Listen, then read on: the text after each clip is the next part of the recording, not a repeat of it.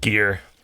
There's just so much. How do you know what's good? How do you know what's less good? In this video, we're going to talk all things vault and vault cleaning. First, I'm going to talk through the thought process and offer some suggestions on what goals you should set. I'll start with weapons, then talk about armor. Then I'll talk about some of the online tools that are out there and more of the methodology in how to physically clean your vault. But first, some general notes. Your vault is your vault. If you want to keep something for sentimental reasons, or if you like keeping little things that you can't get anymore, or if you don't want to make Archie sad, it's your 700 vault spaces.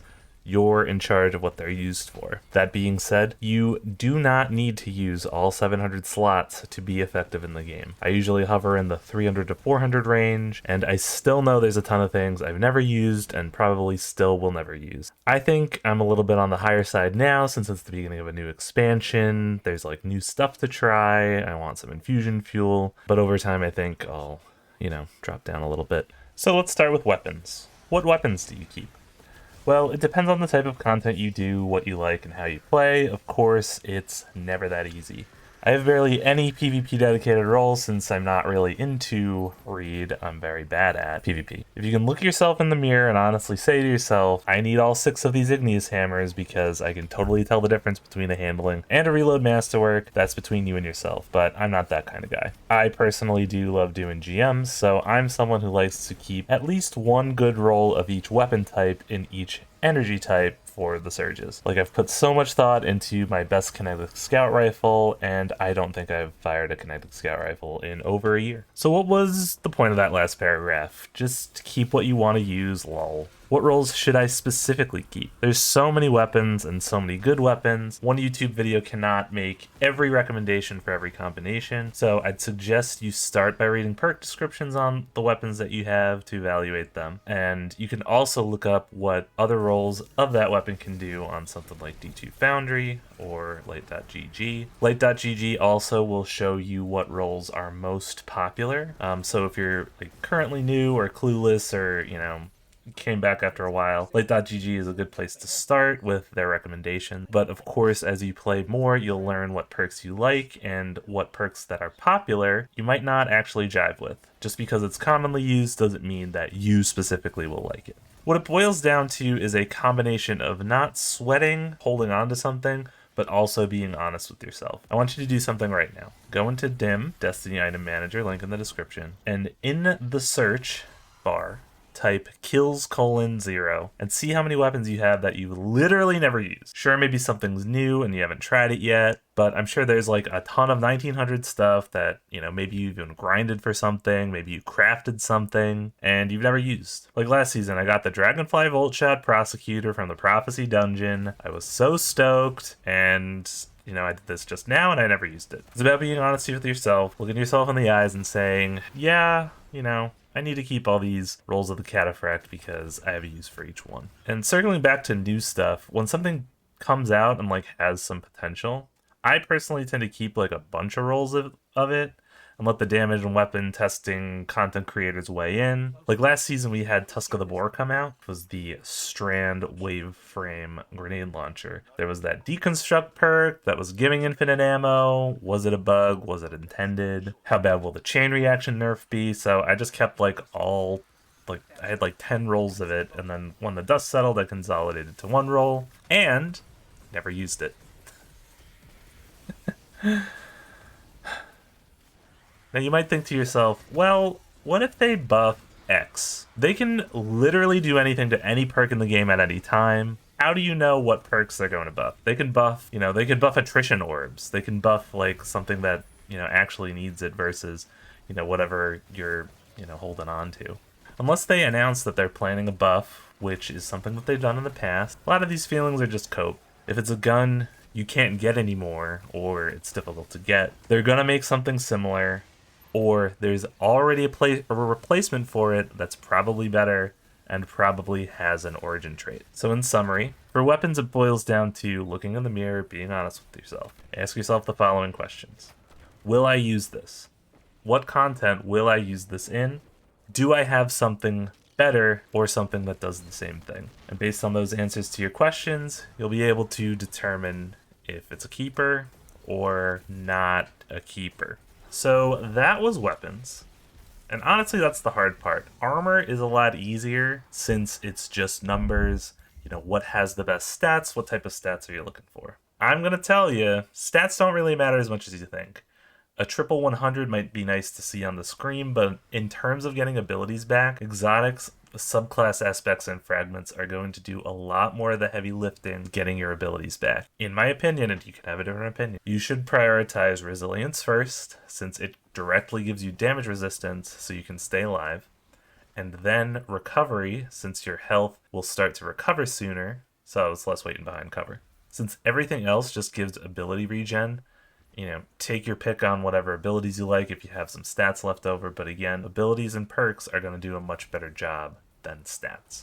So how many armor sets do you need? There could be a temptation to keep a bunch of sets to min-max, you know, get your triple 100s with every exotic. And you could do that if that's what you value, and you have fun doing that, you know, chasing those armor rolls and all that. But here's what I do. I just keep one set of legendary armor with high resilience and high recovery, and do the same with any exotics I get. I just swap out the exotics with my, you know, one set of legendary armor, and I have no sweat getting to 100 resilience, and then I'm normally land at around 80 recovery, and just let the rest kind of fall where they lie. If you really want higher stats, you can chuck on a font mod, which will give you plus 30 in any stat so long as you are charged with an armor charge. Finally, a note on Artifice armor. You might think that you need to grind Artifice armor.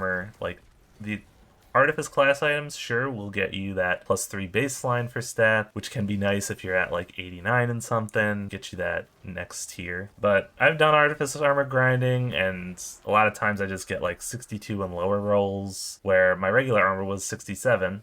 So, like, it's literally not even better. So, Artifice armor isn't always better. It has potential to be better, certainly, and you can, like, min-max and, like, get something really sweet, but it's not as necessary as you think. And plus 3 points in a stat isn't going to make that much of a difference. Grinding with the buds can be fun in and of itself. I've done a lot of hanging out, killing the grass boss over and over, trying to get Artifice armor, but, you know, it's not something that you need to really stress about yet. So now we've talked a little bit about the thought process. You got your goals, you know what you want, but like literally how do you do it? You go one by one in the vault, but that's a bit of a process. You know, you can't really see everything together, and that's what I've done all the time. But we're going to talk about some of the online community tools that can help you out. So first, if you haven't been using Destiny Item Manager, this is something that you should absolutely be using. It shows everything in your vault. You can search, you can filter, you can, you know, compare rolls. Like, I got all these shadow prices last week. You know, boom, compare shadow prices. And you can do all that. But if you want to systematically go through everything, I recommend the destinyrecipes.com Vault Cleaner. So these are the settings that I've been using, keeping exotics, keeping crafted, you know, grouping by damage type. It's going to be rare that you're going to want to like have every archetype of everything, because that would just, you know, fill everything up. You can also mark to keep things that you mark in Destiny Item Manager, which is nice. There's also some armor options over here as well. They have some algorithms to evaluate them. I'm actually going to recommend something different for armor. I'm going to talk about D2 Armor Picker after this.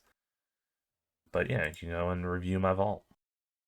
And what it's going to do is it's going to group out everything. And then you're going to go by each weapon type. So you'd say, see, actually, I want to swap these because that's craftable. And you can go back and forth and say, like, okay, you know, I actually want all these. Actually, I might want to get rid of this Amit because in PvP, you know, I have a PvP, PvE, and, you know, this is very unique role. These, I already talked about the Prosecutor in this video, and I've literally never used this Dragonfly Bolt Shot, but, you know, maybe I will use it. Another thing that I like to do is I like to keep like a non-subclass perk and subclass perk weapon. So I got the stats for one for all Sweet Sorrow, and I got the Dragonfly Bolt Shot Prosecutor. I'm probably gonna get rid of all these anyway. I think these, I'm just gonna keep my 2 duty bounds, and maybe this Chroma Rush that I bought last week with Freeding Frenzy Kill Clip in case of PvP stuff. And then I think for Void, I like this sub demo, Gnawing Hunger. Probably want something with destabilizing. I haven't really gotten something good with destabilizing. I'm a destabilizing fan. I know a lot of people might not be. So I'm going to do that. I think I'm just going to get rid of all the... I'm never going to use any of these. Maybe a rewind... sub-onslaught, rewind onslaught. At least sub-onslaught, we'll keep that. And then, yeah, this old Sterling. And my Rufus. So again, it's like, I got the Hatchling, and then I got the, Frenzy. And then these two I'm never going to use. But yeah, you just go one by one, and then when you get to the end, everything that you say delete, and, don't do this because it's going to put stuff to delete in here. Also a note, you do have to actually go into the game to delete stuff. So, these tools cannot delete things for you. So don't worry about something like that. And then you can scroll down here, tag items to keep, tag items remove as junk. You can also copy a dim query. It'll highlight them all for you. And then what you would just need to do is, go through and delete all of these. I really got to deal with my heavy weapons. I have like all these swords. I got to get my falling guillotines in order. I have a bunch of hotheads and cruxes. I gotta consolidate those. Maybe it isn't just that it's the beginning of the new expansion. Maybe it's, I'm actually a little out of line. So that's the Destiny recipes for weapons. For armor, I recommend D2 Armor Picker. So what this will do is, if you're a triple 100 enjoyer, you can change some of these settings and say like, okay, I want triple 100s in this, and then it'll look through all of your armor pieces and give you all the combinations that allow for that. Now, I don't keep a lot of legendary armor. If you keep a lot of legendary armor, you might see more options. You'll probably have more flexibility. So you're able to, see what's needed. If you gotta, upgrade certain things, how many stat mods you need, all sorts of things like that. And then, there's another dim query. Copy that, paste that. And it'll highlight the armor pieces that you need, and it's just going to be the ones that I have. I don't know why. Oh yeah, it's any class item, because that makes sense. So yeah, a lot of people like using this. You can even take into account the stat boosts from certain subclasses. There's some advanced settings down here. So this is a very powerful tool. Highly recommend it. It's not one that I personally need to use, but you'd probably find it useful if you have a lot of armor that you're trying to evaluate. So hopefully you found those suggestions and tools useful. But yeah, basically what it's going to boil down to is just going through everything, making sure that everything you have has a purpose, whether it's sentimental, something that might mean something to you, or something that you think you're going to actually use.